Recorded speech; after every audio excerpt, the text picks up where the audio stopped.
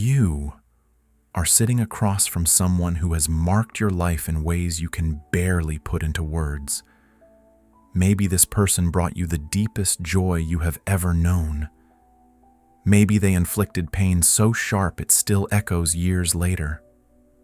Or maybe they appeared for only a handful of moments, a conversation on a train, a random kindness in a coffee shop, and yet something inside you shifted irreversibly. What if that exact encounter was not chance? What if, long before either of you took your first breath in a place without clocks or calendars, your soul met theirs? You looked at each other, not with human eyes, but with pure knowing. You remembered lifetimes together. You discussed unfinished business.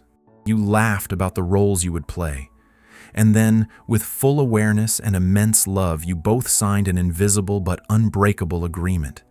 A soul contract, a mutual promise to find each other again here on Earth, to trigger old wounds so they could finally heal, to mirror shadows so they could be integrated, to push each other toward awakening even if it meant playing the villain, the abandoner, the savior, or the quiet supporter in the background.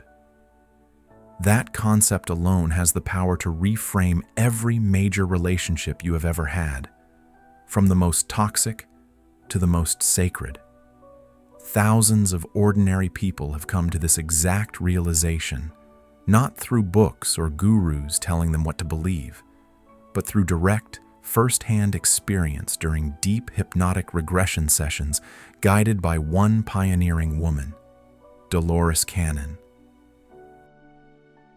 What if the people who have hurt you the most, and the ones who have loved you the most, were chosen by your soul long before you were born?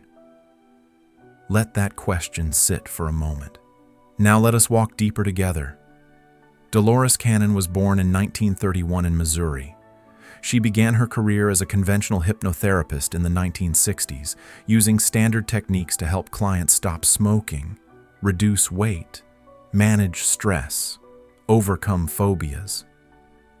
Nothing particularly revolutionary at first, but as she took people into deeper trance states, what she later identified as the somnambulistic level, where the conscious, critical mind steps completely aside, something extraordinary started occurring on a regular basis. Clients began describing vivid, detailed past lives as medieval peasants, ancient Egyptian priests, sailors during the Age of Exploration, nurses in World War I field hospitals, shamans in pre-colonial tribes. Dolores listened carefully, asked precise follow-up questions, and recorded everything. Then the sessions evolved further. People no longer stopped at the death scene of a past life. They described floating out of the body, moving through tunnels of light, entering vast, peaceful, loving spaces. In those spaces, often called the life between lives realm, they encountered their own higher self, that eternal, all-knowing aspect that exists beyond any single incarnation. When Dolores asked direct questions like, "Why did you choose this particular family? Why this partner who causes you so much pain? Why this recurring fear, this illness, this pattern of loss?" The answers that came through the entranced client were remarkably consistent across thousands of sessions. Before birth, every soul enters a phase of conscious planning. In that planning phase, sometimes described as a council chamber, a hall of light, a crystalline library, or a garden of pure energy, the soul reviews its evolutionary journey so far. It examines unfinished energies, what many call karma. Then, with the help of spiritual guides, master teachers, and members of its soul group, the soul designs a flexible life blueprint. At the heart of that blueprint are the soul contracts, deliberate, consensual agreements with other souls to play specific supporting roles that will activate and resolve those chosen lessons. One of the most frequently cited examples from Dolores's work involves a woman in her 50s who sought help because of a lifelong feeling of being not enough in intimate relationships. Every time she opened her heart fully, her partner would withdraw or betray her trust. Under deep regression, she first relived fragments of several past lives where she had been abandoned or devalued. But the breakthrough moment came when her higher self took her to the pre-birth planning scene before her current incarnation. She saw herself, not as a human body, but as a radiant sphere of light, sitting in a circle with several other luminous beings. One of those beings was the soul who would become her most significant romantic partner in this life. They communicated telepathically with warmth and humor. Her soul expressed, "I still carry deep insecurity from lifetimes of being overlooked or discarded. I want to learn once and for all that my value is inherent and does not depend on anyone else's validation." The other soul responded, "Then I will volunteer to play the role that triggers that insecurity most intensely. I will love you deeply at first so you feel safe opening up. Then I will pull away, creating the exact conditions for you to finally face and heal that core wound from within." They reviewed possible timelines together: passionate beginnings, growing distance, arguments, heartbreak, eventual separation. None of it was decided as cruelty. It was chosen as precise curriculum, the fastest, most effective way for her soul to achieve the growth it desired. They sealed the agreement with what felt like an energetic embrace. The contract was not punishment. It was an act of profound, selfless love. This kind of revelation appears again and again across Dolores Cannon's 19 published books, especially in Between Death and Life, the 5-volume Convoluted Universe series, the 3 Waves of Volunteers in the New Earth, and countless QHHT session transcripts shared by her trained practitioners. Another striking case, a man in his 40s who suffered from chronic, unexplained guilt. He felt responsible for everything bad that happened around him, even when it was clearly not his fault. Regression took him to a past life where he had been a military commander, whose poor decision led to the death of many soldiers under his command. But the deeper layer emerged in the interlife planning room. He met the souls of several of those soldiers. They were not angry. They were compassionate. Several of them agreed to return in this lifetime as his children, his spouse, his close friends, people who would trigger intense feelings of responsibility and guilt, so he could finally learn the difference between healthy accountability and neurotic self-blame. One of those souls came back as his daughter, who struggled with addiction in her teens. Through years of painful worry and self-recrimination, he eventually learned to release control and trust a higher plan. The pattern Dolores uncovered thousands of times is clear. The souls who cause us the most intense emotional pain are often the ones who love us most deeply on the soul level. They accept the difficult roles: the betrayer, the critic, the abandoner, the addict, the abuser, because only through those challenges can certain lessons be truly embodied and integrated. How does the planning process actually work? From repeated descriptions across sessions, souls gather in expansive, beautiful spaces, sometimes described as domed halls filled with light, floating platforms in endless sky, or living gardens where thoughts manifest instantly. Guides are present, wise, patient beings who have completed many Earth cycles and now assist others. Members of the soul group attend, tight-knit clusters of 8 to 60+ souls, who reincarnate in overlapping combinations, constantly trading roles like actors in a long-running theatrical company. They review karmic imprints, unresolved grief, patterns of power misuse, unexpressed forgiveness, lessons in vulnerability, boundaries, self-love. To balance these, souls recruit willing partners from within the group or from compatible groups. One lifetime you are the strict father teaching discipline through limitation. The next, the rebellious teenager forcing independence. Later, the lover who leaves suddenly, teaching non-attachment. Centuries earlier, perhaps the child who dies young, forcing the parent to confront impermanence.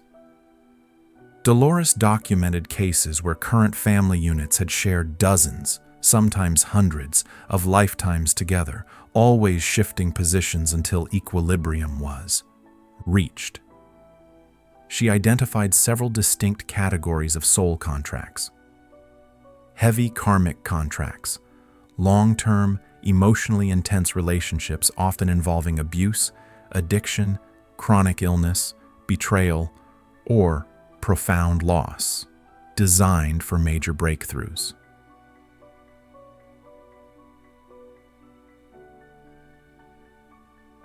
Catalyst contracts, short but explosive encounters, a stranger who delivers a single sentence that shatters a lifelong limiting belief, a brief romance that awakens suppressed creativity or sexuality.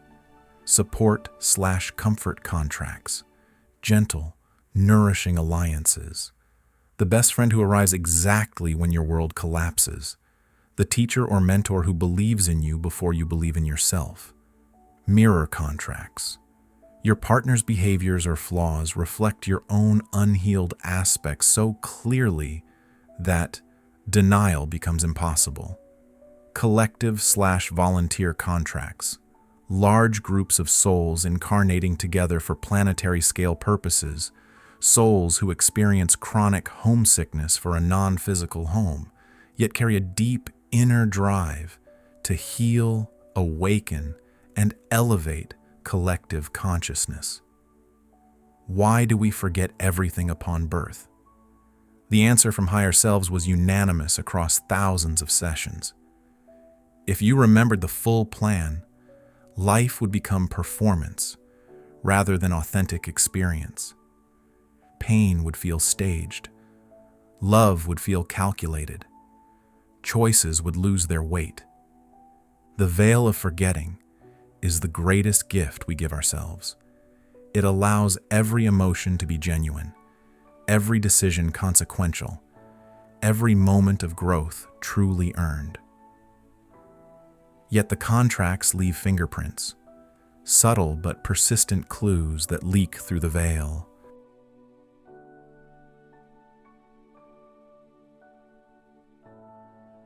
Instant, inexplicable recognition when meeting someone for the first time. Irrational phobias or attractions with no current life explanation. Recurring dreams featuring the same people or places you have never visited. Synchronicities that stack so perfectly they defy probability. A relationship that feels ancient and faded from day one. Physical sensations when hearing certain names or seeing certain faces. One woman described dreaming for over a decade of a man standing on a cliff in rain, long before she met her future husband, who had stood on that exact cliff contemplating suicide in his early 20s. In regression, she learned they had shared a past life where one failed to prevent the other's fall. This lifetime's contract centered on mutual emotional rescue and breaking the cycle of despair.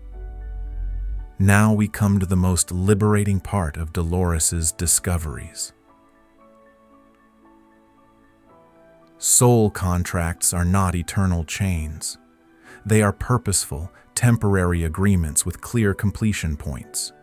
Once the lesson is genuinely integrated, once forgiveness replaces resentment, self-love replaces dependency, compassion replaces judgment, the contract can be closed. Higher selves repeatedly taught a simple, powerful release ritual. In quiet meditation or deep reflection, visualize the other soul in their true form, pure, radiant light without the human costume. Look into that light with honesty and say, "Thank you for the immense courage and love it took to play this difficult role with me. Thank you for every lesson hidden inside the joy and the pain. I forgive you completely with no reservations left. I forgive myself completely with no self-blame remaining. I release all karmic ties between us in gratitude and unconditional love.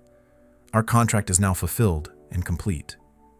When spoken from authentic release, without hidden bitterness or, "but they still owe me" energy, clients reported immediate shifts, waves of heat or cool energy moving through the body, spontaneous tears of relief, sudden lightness in the chest, a profound sense of spaciousness. In waking reality, relationships frequently transformed or gently ended soon after. Estranged parents called unexpectedly with words of love. Abusive partners left peacefully without drama. Long-held grudges dissolved into neutral acceptance. One man who had hated his father for 4 decades performed the release during a session. 3 weeks later, his father, with no prompting, phoned and said simply, "I love you, son. I'm proud of you." Another woman trapped in a 20-year codependent marriage repeated the words nightly. Within 2 months, her husband moved out amicably.